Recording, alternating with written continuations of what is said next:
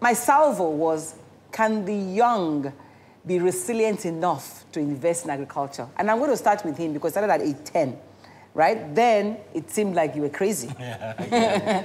But your father indulged you. Yes. So, but do you think the young people today can get up and say, yes, I want to do this, and stick the route?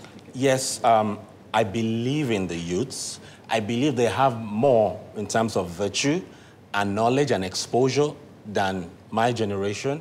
I believe that Nigeria... You're still a youth. Yeah, I'm still a youth, but... Not that kind of youth. Yeah, but for me, they have social media knowledge.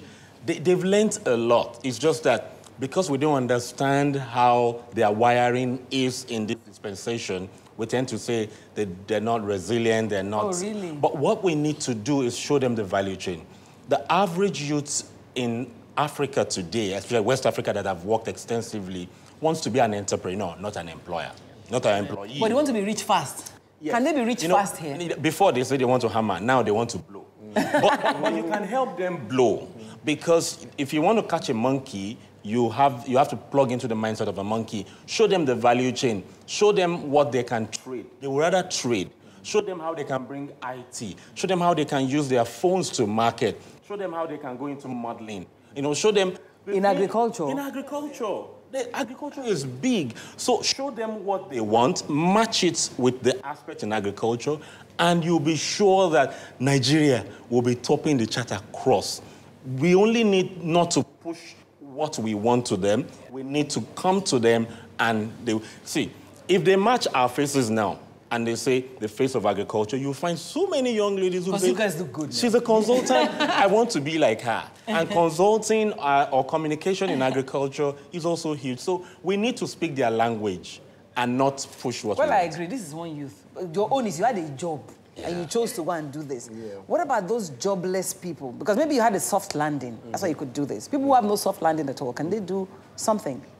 So, again, everybody's situation is different, but I think that entrepreneurship, I think Nigerians have a knack for entrepreneurship. I went to Benue and the government invited me and some other entrepreneurs to come and speak to young people. And how did they find you? Well, on social media? I don't know, actually. I don't know. So, and they asked me, how do you get to start something like this? What are the challenges? How do you get money and stuff like that? Yes, I was fortunate. From the family support, being able to have a good job, have some savings to put into the business. But I still believe that, any business must start small. Yeah. I believe that if you have a good idea and you can create a small product in a kitchen, and I believe you can find investment to grow that business. You just have to go around. Part of your job as an entrepreneur is to find ways to solve problems. So whether it's capital, whether it's your supply chain, whether it's your packaging, whatever it is, you as an entrepreneur, it's your job to go around and find solutions to these different areas. And that includes money. So if you have a good idea, a good product, you can find an investor who is willing to buy into your dream. True. Yeah, definitely. If you have a product that solves a problem, a legitimate problem in Nigeria, if you don't have money, you have angels, you have, banks, you have... Even though the banks are not really lending now, but some banks are. But I think you just have to go out there and find it. So, but again, I also think it's important to know that when you find that money, you're not chopping that money. You're making it do what it should do. Of course. Right? Isn't it important that... Because, we're forgetting one important aspect there, hard work. It seems like you just get the money and you just do it. Let me also come in here on that. It's important that... So you don't take money from anybody, right? You have to take what I call strategic money. And what that means is that the investor has a legitimate interest in making that business grow. So you're going to an investor, the guy believes in what you're doing, but also has ideas how you can actually make this dream a reality. So you need a board, or advisors who would advise you. Everybody has to have a board. The bottom line is consultants. But where does hard work come in? I need also to stress the importance of hard work, because you get the money. I know how many sleepless nights you had and still have.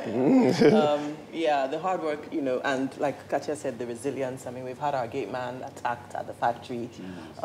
We've had even some of our staff try to sabotage our production. And I have had to sleep at the factory. I'm just saying, why am I doing this? I have had to sleep at the factory to monitor production, because you need to see what's going in and what's coming out.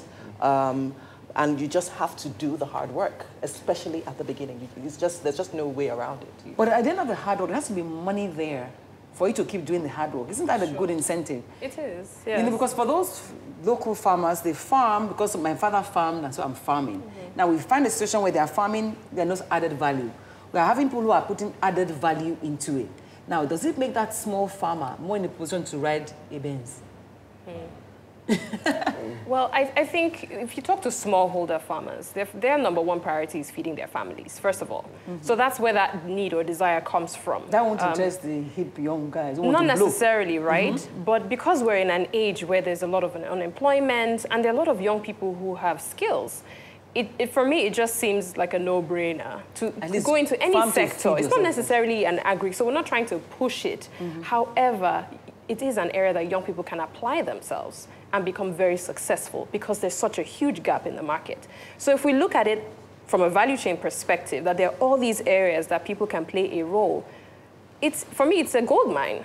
And you know, we've listed some of these areas that young people can participate in, and it's not just young people, like you said. It's just us, Nigerians. We have the capacity to feed ourselves. So where do we start? Little farm in your backyard? At worst, what do you think? No. The era of backyard farming started and stopped with mine. Right now is to look at, and I always say this in my trainings, all graduates, at least 80% of graduates went through NYSC. If you went through NYSC, you were in a state, or the state in which you are, something is wasting there. A major agricultural produce is wasting there that you can be a bridge between it and in the urban center. When I was serving in Jigawa, I was bringing smoked fish from Yamidi market to Onyegbo to sell. And I would take honey also, and I would take plantain from Ijaye in Ibadan, a 5 a.m. market, and transport it to Kano, Jigawa, and sell to coppers and the eateries there, bookers there, because plantain cannot be supported by the soil. Were you making the kind of money that will make you blue? Or you were satisfied with what you were making? I mean, it's important to understand. I was from my university, that's the College of Agriculture. I was rich because I was selling to the richest people, and I was selling to students. You had your car, I wasn't, I'm not a car person, but I was funding 4 clubs on campus, and everybody came to borrow money from me. And I was selling Gary then, produced in the school. And were you doing it proudly? You didn't have no shame? No shame. Agriculture, there's no shame for me. I will carry honey. In fact, most of my jackets as African farmer, and no farmer, no future. There's no shame in agribusiness as long as the money is there. But when you have, I talk like this, I've been there for some time, but there are issues, you know. Most important of which is what? Information. Information. On both sides. If you have the information right, you will make the money.